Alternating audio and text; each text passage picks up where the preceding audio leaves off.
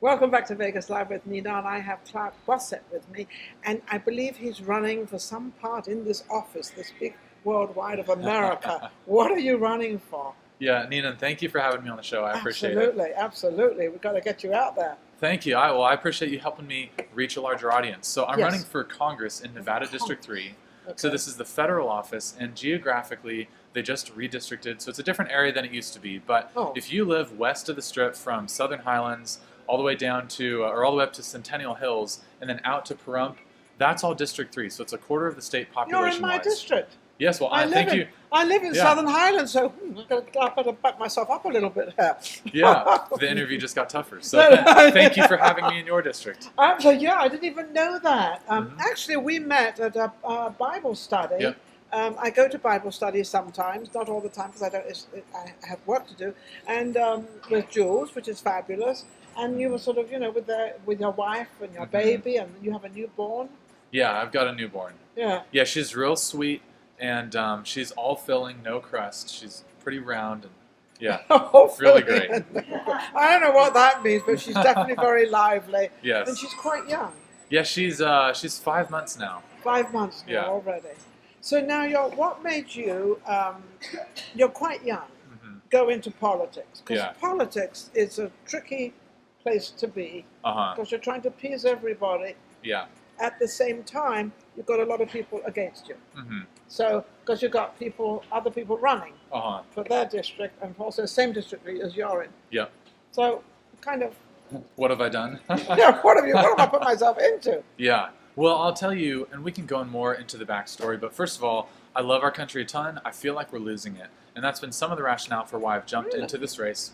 Yeah, and so many things have changed over the last year. I mean, I'm sure you felt it, and even if you don't understand how federal lawmaking rolls right down to your front doorstep, if you look outside, everything is 20% more expensive. That's because of inflation, through the theft and debasement of our Well, currency. I think it's even going up more than 20% because Yeah. gasoline now in Los Angeles is what, $5 a gallon? Yes, I was Well, it's just $4.95 or something. So they, No, I paid $5.40 yesterday in Pasadena. So depending on the basket of commodities that you look at, we're well above 20%, in some cases 100% higher. Yes. So, and I'd also say, as far as jumping into politics, it depends on how you play it. But my heart is, it's important for you. You want to have an informed vote. I want to make that as easy as possible for you. So that's why I'm just completely transparent about who I am. So what's your main thing that you don't like that you're running for? Because every Yeah. politician that goes into politics or whatever they're running for, whatever it may be, they have one main object plus a lot of others. But Sure. your main thing you're running for, which you said earlier, was the country. Yeah. Well, I'm trying to think if there's a main thing. Really, I guess if you boil it down to my general philosophy of government, is that I think that the government just exists to preserve your God-given rights of life, liberty, and the pursuit of happiness. So I don't need to tell you what hat to wear or where to live. I just need to make sure that your stuff's not getting taken, your life isn't getting taken, and no one Oh. else's freedom is encroaching on yours. I think So- freedom is a big thing right now because we seem to be not having freedom. And it seems that Yeah. this COVID thing was the one that took a lot of our freedom out. And when I say COVID, that's all people, actually all over the world, but we're talking about America, but the American people, whether they're Democrat, Republican, or indifferent, it's Yeah. all people. Mhm. And we're having it seems what I see out there, and I love being older now, so I don't have to worry so much. But it seems a lot of things are taken away, especially for the younger generation. School kids and all this stuff going on, but they're still wearing masks. Mhm. Well, that's completely true. I think that the government has used COVID and the pandemic as a pretext to enact restrictions that they never would have been able to get away with in any Yes. other situation. That's And then they're hanging on to that power. So, well, they're trying to hang on to it, but I think Yeah. people are getting their heads out of the sand. well, look at Canada. I don't get that. I still haven't quite understood Canada because Canada is Yeah. kind of a sister or something to England, to Britain. Sure. And Well, really what's going on with Canada is that, they mandated the vaccine, and, as Americans and even just as free people around the world, we're always going to retain our choice and our autonomy to choose what we put in our bodies. yeah, I think so. Full stop. Yeah.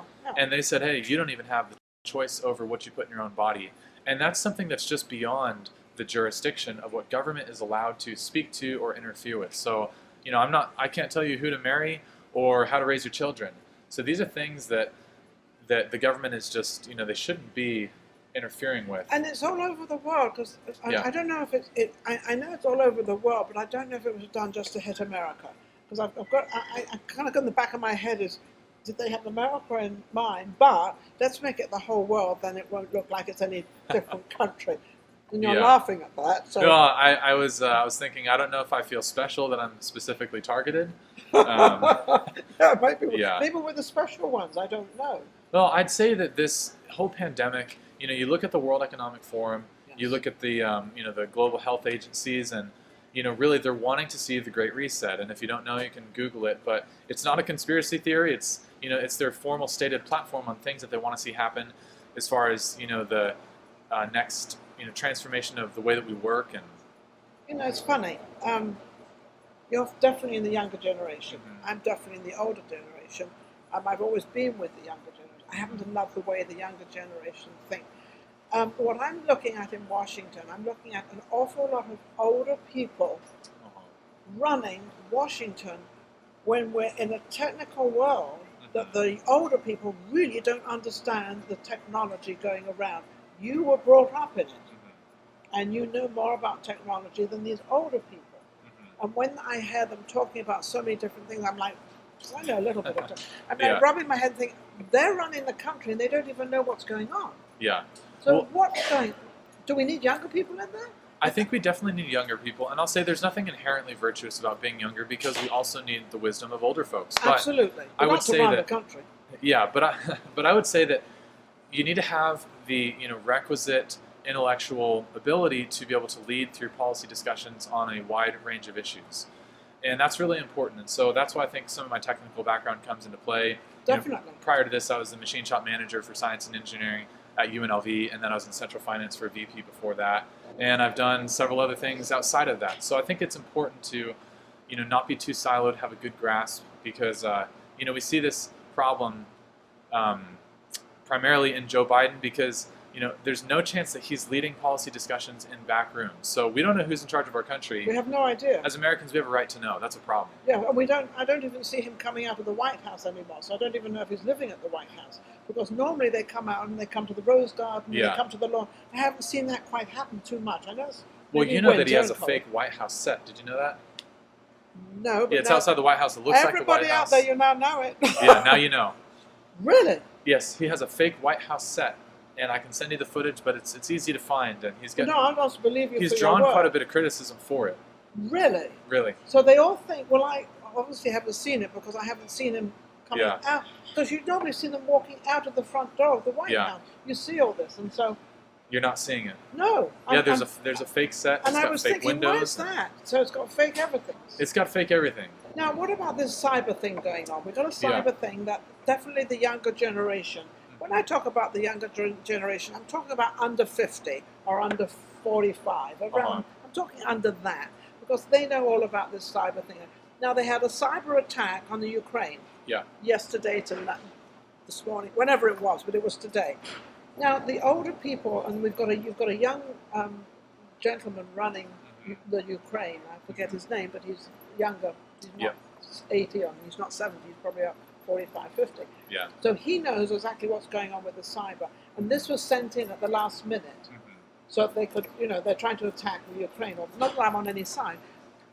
But this is where you need the younger generation to sort this out, because the older ones don't know. So Yeah, and that's really a big problem, because our world is so digitized that all of your financial transactions, your data, your identity, everything is online. And so cyber warfare is huge. So right now, I don't think that we're going to get into a really hot kinetic war, though I think we will have some conflict. But I think that we are going to see a really, really aggressive cyber Cold War all along that eastern front with Ukraine. And then also I think that the World Economic Forum has been saying we're going to have a cyber pandemic, as if they're advertising like I'm interested in one, which I'm not.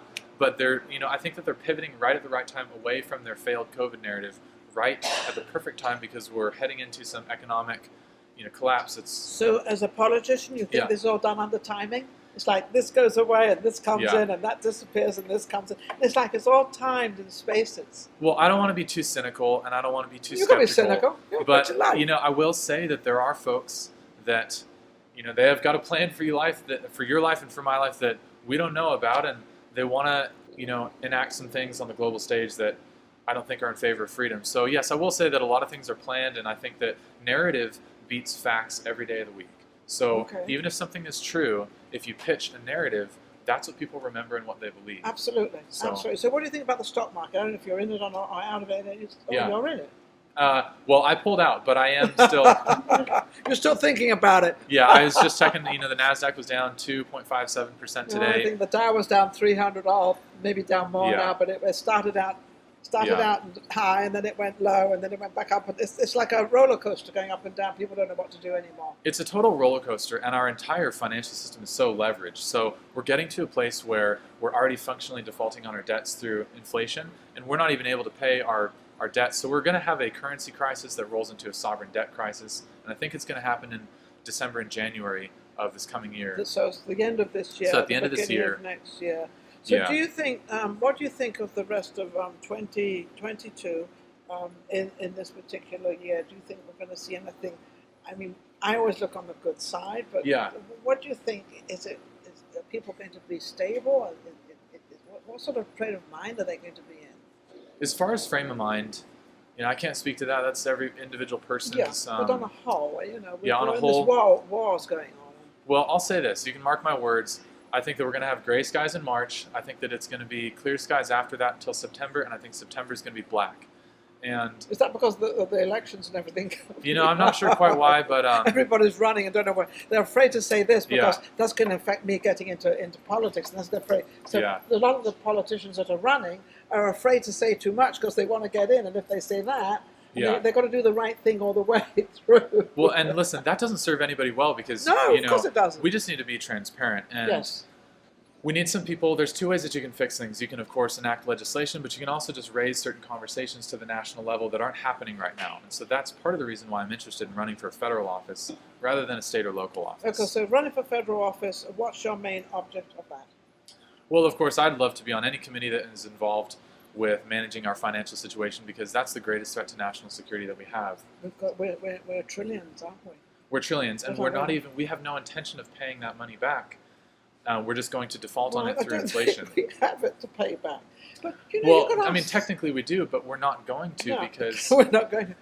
Why do we lend so much money to everybody else and we're in such trouble ourselves? I've never quite understood that. Because if I was in debt, I doubt if I would be lending anybody any money because I wouldn't have money to lend. So what goes with that? Well, I think that's a worldview problem. So there's two schools of thought. And this comes out of regime politics in kind of the late 60s. We used to have two parties that wanted generally, the prosperity and welfare of America. But just two different ways. One spent more, one spent less. And now we have one party that believes that America is fundamentally broken and needs to be torn down. That would be the left. And then you've got the right that says, hey, we're not perfect, but let's try to make our country the best that it can be. So because of those worldview problems, we saw Obama shipping billions to the Middle East, and we actually did see that. It was all on. That was definitely all on television. Everybody saw these plaques of money. Real money. I mean. Yeah. Well, they couldn't wire it to them, so they had to ship cash on C-130s. I mean, it's just despicable. But it was to see it though. Was like, are you really putting this on television? When you see something that's so radical, it's like, especially when we're not really too happy with each other. It was like, who's paying who off? Yeah. Well, here's a thought. This will help make sense of it for you. Okay. Is that the problems that we're facing they're not very hard to solve, but they're already hard to solve. They're hard to solve if you're already in 10 different people's pockets. Okay. So if you do something that's totally irrational, I may say, maybe someone paid you off. And maybe that explains your actions. Mm-hmm. And that's what I think that we're seeing on the world stage. Because in Ukraine... People getting paid off. Well, now you're talking about Hunter Biden. And now you're talking about something that seems to be swept under the carpet. But how big is the carpet, and how much are you going to sweep underneath it? Because it's going to come out the other side sooner or later. A carpet is a carpet. There's a beginning and end of a carpet. It goes in this way, and then it floats through. So, and that's all being covered up. I mean, I don't know the story. I wasn't there. But Ukraine is now, and they're all going. But they don't seem to know. Biden doesn't seem to know what to do. He doesn't. And trouble is, you can't lead if you're already compromised and beholden to a bunch of other people that you're answerable to. So that's why, like in my race, it's taken me a lot to get as far as I've gotten, and nobody has a hook or a string in my race. And it seems like everybody and their mother wants to, offer me money with some contingent kind of restriction on it. And I've said, listen. Yeah, and I've said, hey, listen, if you want, I need to raise money, but all you're going to get for it is real representation and just as much access as any Good other for you. constituent, Good and for nothing you. else. Okay, so now tell everybody, how can they get to you? How can they vote for you? Where do they vote? How do they vote? Yeah, well, again, my name is Clark Bossert. If you want to know exactly who I am and what I stand for, then check out the website at clarkbossert.com. That's BOSSERT.com. And there's also a phone number. I'm accessible. I would love to hear from you. I'd love to get in touch. If you want to follow me on social media, Facebook, Instagram, YouTube, shoot me a text, email, all of it. Absolutely. And so now one last question. What do you think of the younger generation? Because everybody's knocking them. They're stupid. They can't do this. Yeah. And I don't see that at all. I see them very progressive. I see them really fabulous. Yeah. Well, listen, they're a generation of young people that unfortunately have been sold a lot of lies. Yes. And that's causing a lot of wholesale brokenness. But I really think that they're awesome. You know, I do have a lot of hope for our country. It's just going to take everyone at the top, everyone at the bottom, everybody in the middle. So, you know, as a Christian, I don't think that God is done with America. I think that there are reasons for hope, even in the midst of some of the challenges that we're facing. And we're facing a lot of challenges right now, but I love you coming on, Clark. Younger generation, I've always been. I had a show for 16 years where the younger generation did very well. I gave them a platform to talk out there because I love them, because they have new ideas. At the same time, we cannot do away with the older generation because they have the knowledge to help the younger generation. The younger generation have all the knowledge of the technical side of life. And we are in a technical side. We are technology this day and age. Yeah. Thank you, Clark. And, yeah, it's my pleasure. Absolutely amazing. I'd love to see him, so wish him all the best and everything else. We'll be right back with our next guest. Take care. Thank you. Thank you.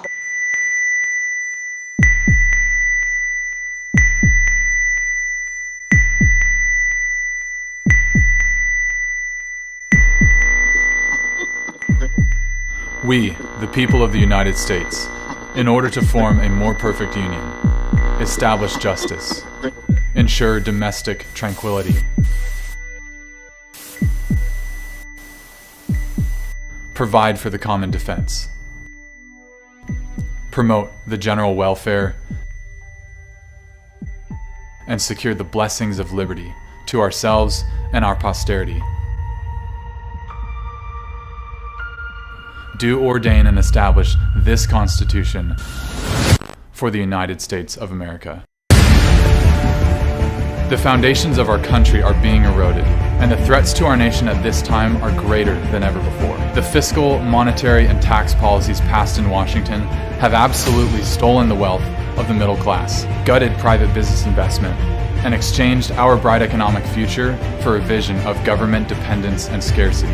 The foundation of public trust in our institutions has been totally lost, and every day there is a new attack on our civil liberties and our God-given rights. Our leaders' lack of integrity, morality, and courage has left the people of Nevada without meaningful representation and devoid of an opportunity to enact substantive reform.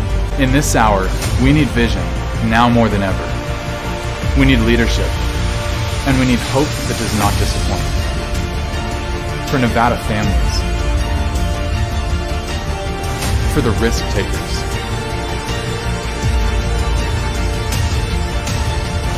for the most vulnerable among us,